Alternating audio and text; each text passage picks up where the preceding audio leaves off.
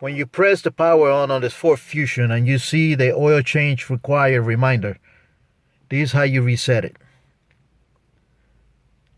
Now remember, always reset it after you do an oil change so you can keep track of your mileage without having to have a sticker on your windshield.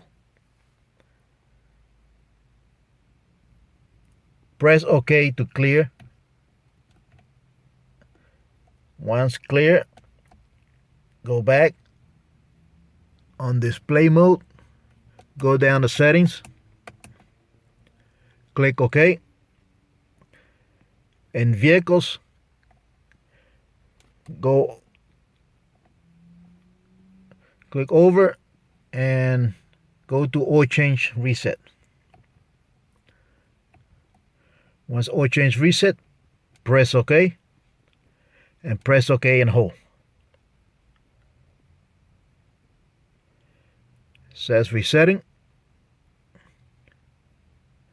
100%. You're complete. Release. Now to go back to the display mode, click on the left button. Click on the left button again. Click up to display mode and click OK.